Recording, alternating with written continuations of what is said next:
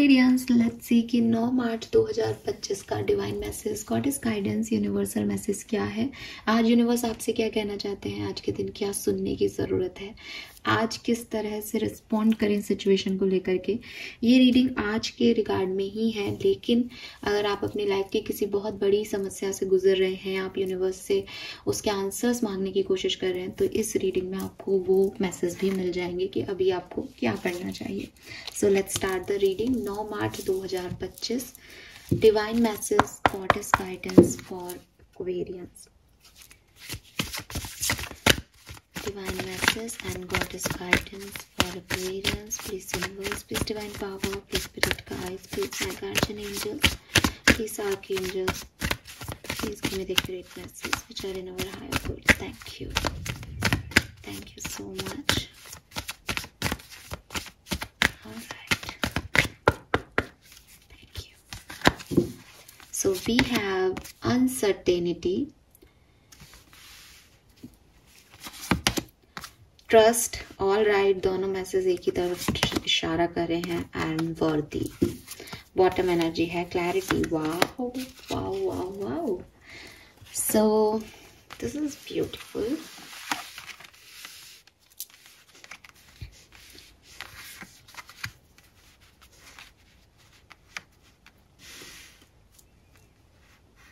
आज के लिए तो मतलब मुझे ऐसा लग रहा है जैसे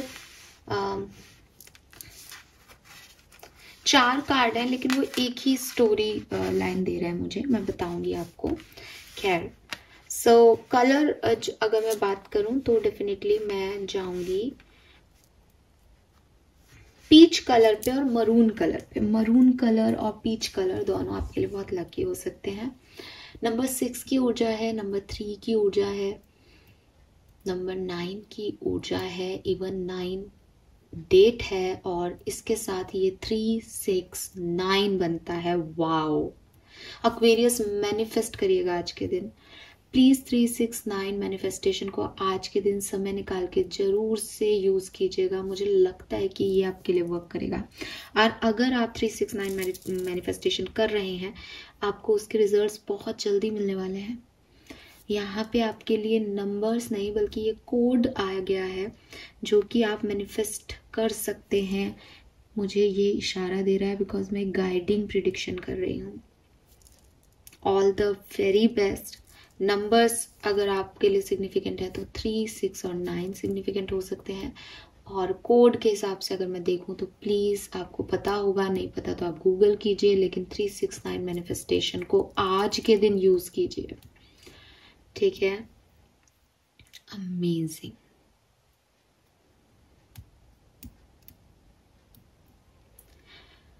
ऑल राइट, सो अब मैसेजेस पे चलते हैं। तो मैसेज भी आज ना कुछ ऐसा नहीं है कि ये करो ये करो वो करो, एक पूरी स्टोरी लाइन मैं आपको बता देती हूँ। आपसे रेजोनेट हो देन इट इज योर्स, नहीं हो तो ये उन्हीं के लिए है जिनके लिए है, बिकॉज ये बहुत स्पेसिफिक मैसेज है, ठीक है। कहानी ये है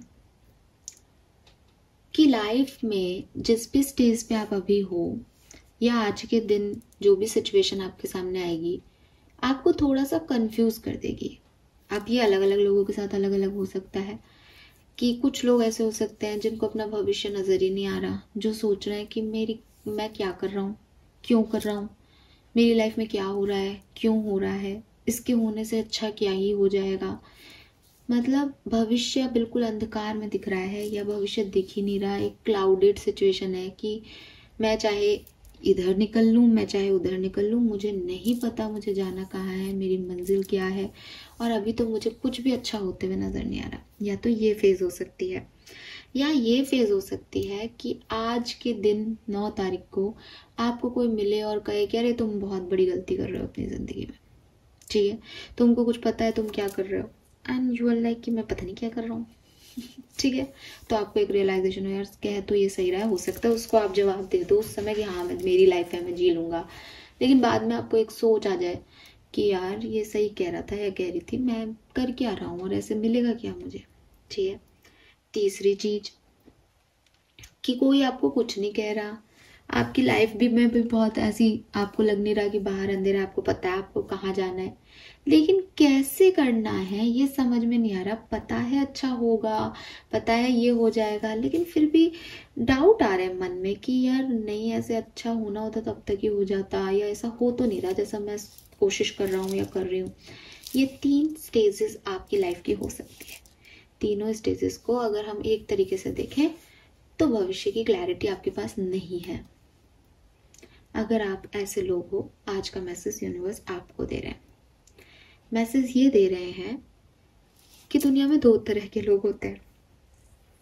एक वो जो दुनिया में लाइफ को एक जर्नी मान के जीते हैं, ठीक है, कि मुझे नहीं पता आगे क्या होगा, लेकिन मैं अपने आज को एंजॉय करना चाहता हूँ, क्योंकि मुझे नहीं पता कि मुझको कल का दिन देखने को भी मिलेगा या नहीं, तो मैं आज रात को बहुत अच्छे सपने देखना चाहता हूँ सोते हुए, ठीक है।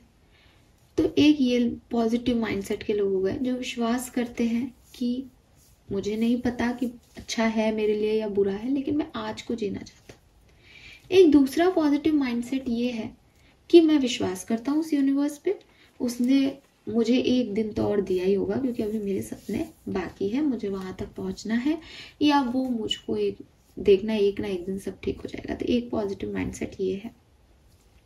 एक पूरा ही नेगेटिव माइंडसेट है जिसमें है कि ना आज कुछ होना ना कल कुछ होना। इन तीनों में से आप किसे चूज करते हो वो आप देख लो, एक्वेरियस, ठीक है।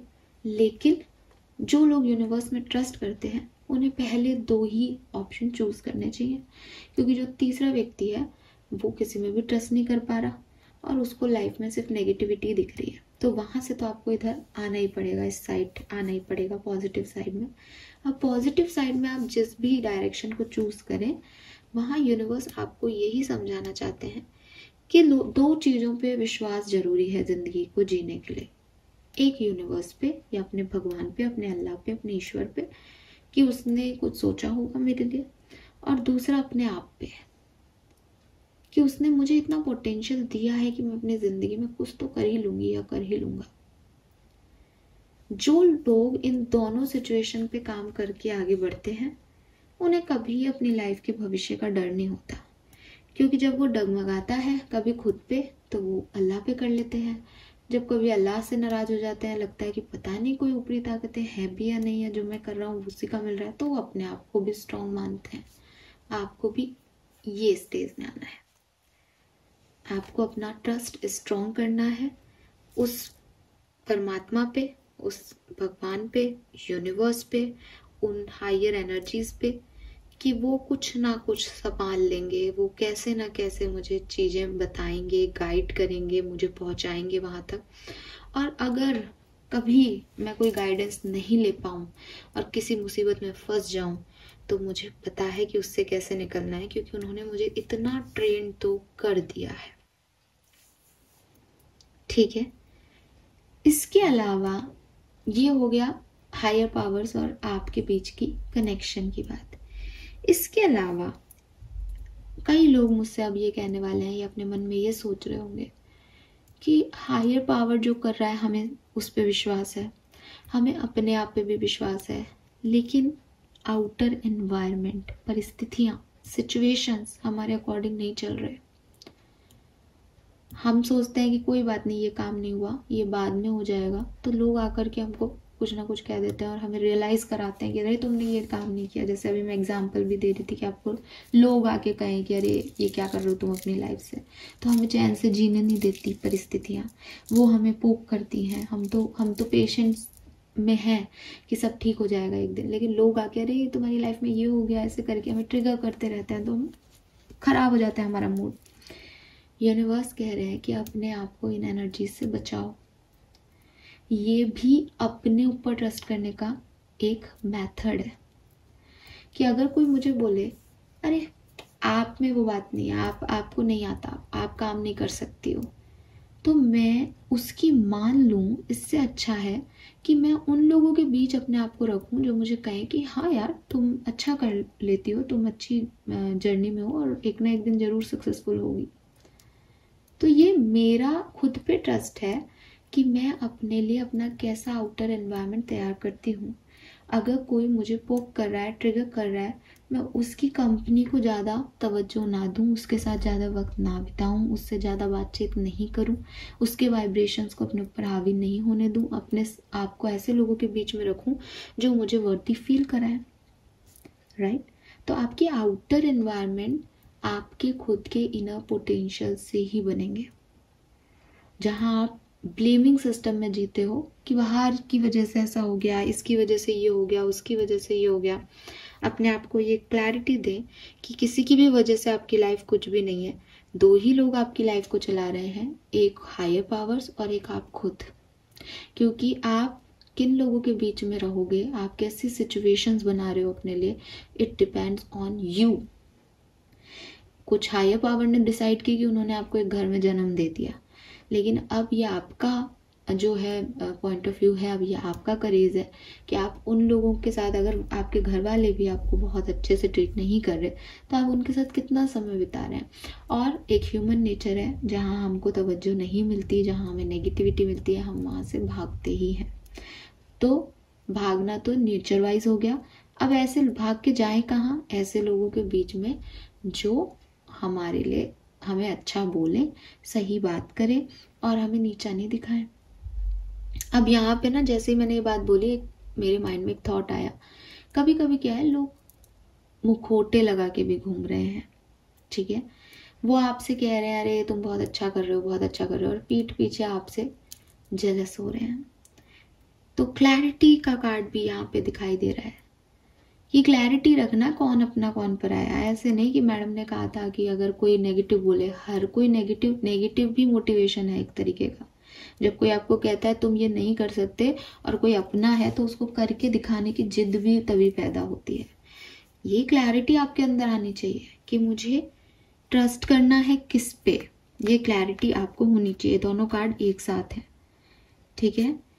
वर्दी लोगों को चूज करना है, लेकिन जेन्युइन लोगों को चूज करना है, ऐसे लोगों को नहीं जो दिखावा कर रहे हैं। फाइन। एंड लाइफ की एक सिचुएशन को हमेशा समझना है, लोगों को समझाना है, अपने दिमाग में रखना है कि जिंदगी चाहे वो आपकी हो, चाहे किसी अंबानी की हो या टाटा जी की हो, वो अनसर्टेन है। और अनसर्टेनिटी ही इस जिंदगी की खूबी है। अगर ये सर्टेनिटी आ जाए कि कल ये होने वाला है, तो जीने का मजा खराब हो जाएगा। एक व्यक्ति जिसको बता दिया जाए कि अरे बस कल कल की जिंदगी और है, वो अपने जिंदगी के अपने फेवरेट टास्क करके निकल लेगा।